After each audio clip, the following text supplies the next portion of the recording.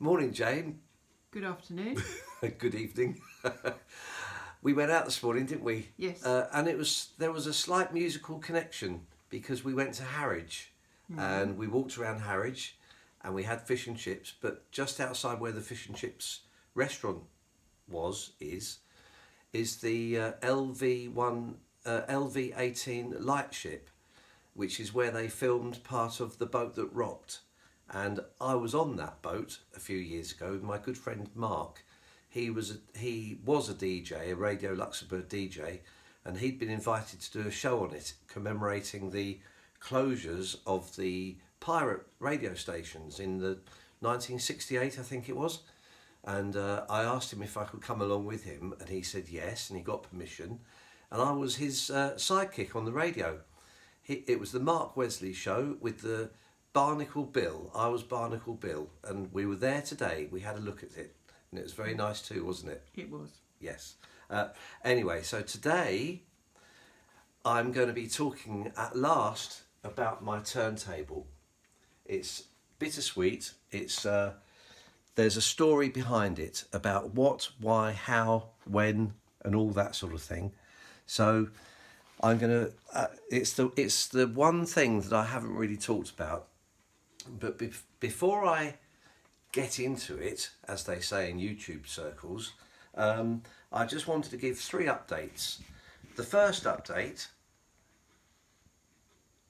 Sorry, I'm just looking to make sure your finger's not over the phone thing. Okay, the first update is, look.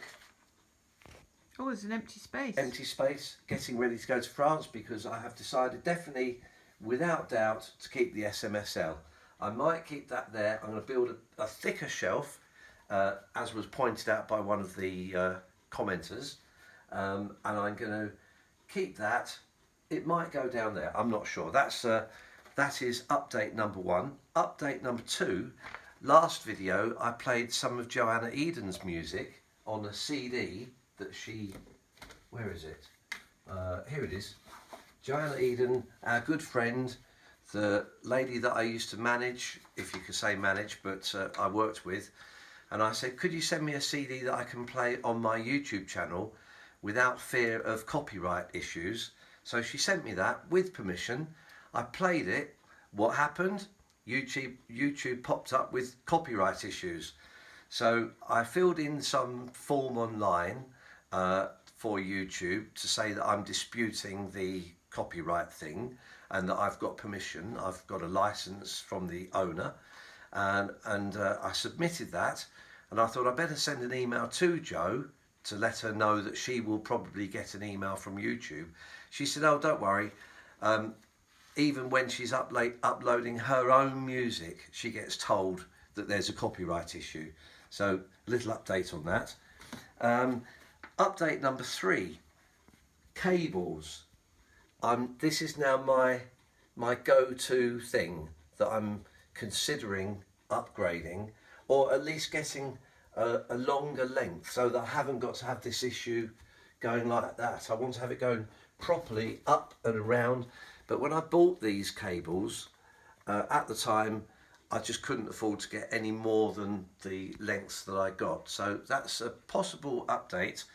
And now, in YouTube fashion, I'm going to say, first of all, we've now got over 600 subscribers, and I'd like to thank all the people that have subscribed and commented and liked. That's fantastic.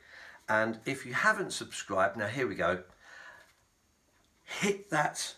No. I thought you weren't going to do this. I know, but it's like I'm messing about really. What do they say? Smash that button. Smash it. I can't bring myself to do it. I'm too British. I don't really mean it. If you like what you see, fantastic. If you don't, that's it.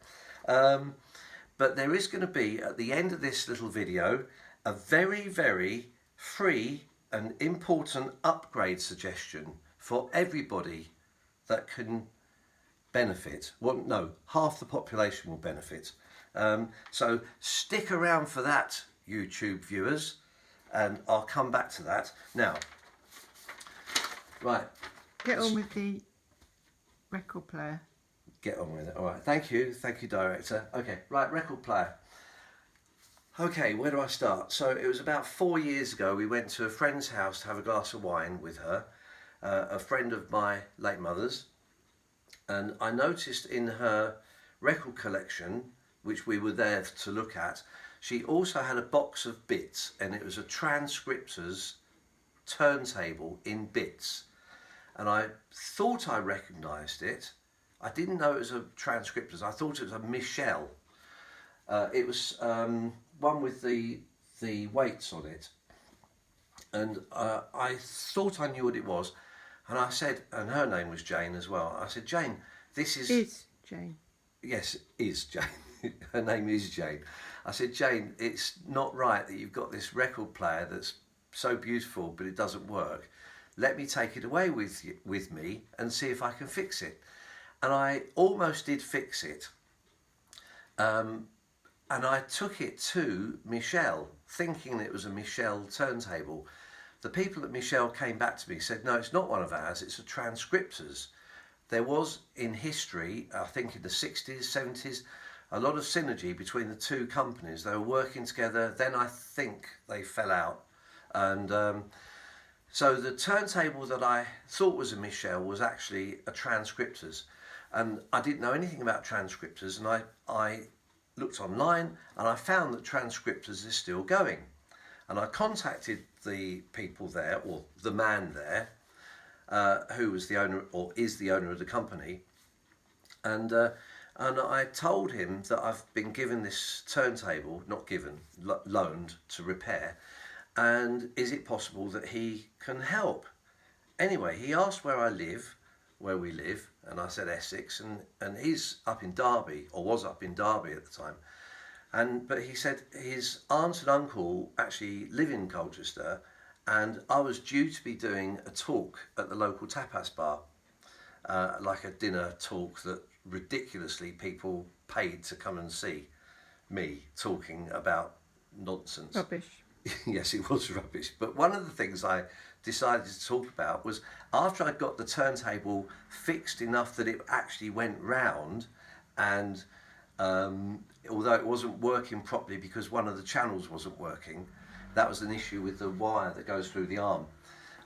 He said he'd come down and attend my presentation where I was going to show the turntable in front of the audience to say, look, this is what's happening so far with this turntable. So he came down very kindly, very nice man, and when he came down, he showed me on his phone the latest Transcriptors turntable, which is this. And he told me what I could have it for if I wanted it. And at the time I had my late father's Thorens TD125 Mark II, and I'd had it for many years and I loved it, but I was just thinking, well, it's time for a change. So I decided to order this new Transcriptors turntable, and I paid a deposit and I paid some more money, but then there was a delay because, well, I don't know why. It seemed to go on for a long time. It was almost like a year that it went on. And eventually I did get, well, first of all, I got Jane's turntable back repaired by the man to a fantastic standard. He fitted a new arm, new wire, new cartridge. He serviced it for a very, very good price. And so Jane was happy. And I was happy when I've eventually got the turntable, except it was supplied to me without the arm. So I just went through a sort of like a year really or nearly a year, I'd say 10 months of angst. It seemed a lot longer. It did seem a lot longer. And I was very excited about getting the new turntable, but I just didn't know when it was going to come. Eventually it did come. So, about a year after I said that I'd like to have it. But since I've had it, I really do love it. I love the look of it. I had to go to one of our local hi-fi stores called Signals near Felixstowe, and they supplied me not with the Origin Live arm that it should have been supplied with by Transcriptors, it was supplied to me without an arm, and I contacted Signal to say, do you have an arm that you could fit onto it, maybe used so that it's within my budget? And they did have one. So I got this which one is it? I've forgotten the name of it. I'm so unprofessional. A Roksan. It's a Roksan arm, and they fitted the Ortofon. I call it Ortofon, but somebody pulled me up on that, saying it's Ortofon. Anyway, the blue. I got it fitted with a blue, and so basically, since I've had it, I mean, it's beautiful. It's sort of like I think this is 3 centimetre acrylic, so it's very solid. It's got really good feet that I've bought a bamboo stand for it to go onto, and it's vibration free. I can play the record and I can be tapping it, and I can't hear the sound coming through. I wasn't too happy initially with the belt. I think it was supplied with a faulty belt because it was flapping about, and I thought, what's going on? This is not right. Anyway, I've changed the belt thanks to Transcriptors. The guy sent me, use of talcum powder, and the use of talcum powder that was suggested to me by the guy from Michell. But the Transcriptors guy, he sent me. Well, I've got about three or four new belts now, so I don't have to worry about anything going wrong with the belt, and I'm very happy with it now. But I did go through a little bit of trauma, I would say, but it's all resolved. That's all water under the bridge. And during that period of time when I was sort of like, it was playing with my head, I was thinking about maybe possibly getting a Technics direct drive, but I'm glad that I didn't. Maybe one day in the future, I don't know. But anyway, I'm happy with it now. So that's a little story about my turntable. And I know you're winding me up. I know you're saying, is that what you're doing? You're saying, hurry up? Okay, all right. Okay, I did promise the viewers something at the very end. Yeah. Right, we were down the pub last night, weren't we? Yeah. And who did we meet? Dr. Russell. Dr. Russell. So while you were talking to our other friends, I was standing next to him, talking to him about cable. Then he came out with this unbelievably obvious thing, but I hadn't thought of it before. He said, Neil, if you wear glasses, you're not going to hear the sound as well as you should. And when he has a listening session to his records, he takes his glasses off. And the reason for that is, it's called diffraction. Diffraction is the bending and spreading of waves when they pass around an obstacle or through an opening. It happens with all kinds of waves, light, water and sound, but it's especially noticeable with the sound because sound waves with wavelengths from a few centimetres to several metres in the upper mid-range lower treble are similar in size to spectacle frames and lenses. 5 centimetre lenses diffracts at 3 kilohertz and above. Basically what he's saying is, if you're listening to your music and you've got your glasses on, the sound, some of the sound frequencies are coming onto your glasses and transmitting through the whatever that bit's called to your ear. So there you go, listeners, viewers, take your glasses off. So that's the end of this lovely little video. Thank you very much for watching, everybody. Thanks for letting us be at 600 subscribers. That's incredible. And tomorrow's video, Jane, what are we doing? A little bit of artwork. No, more than a little bit. It's going to be all about your art tomorrow.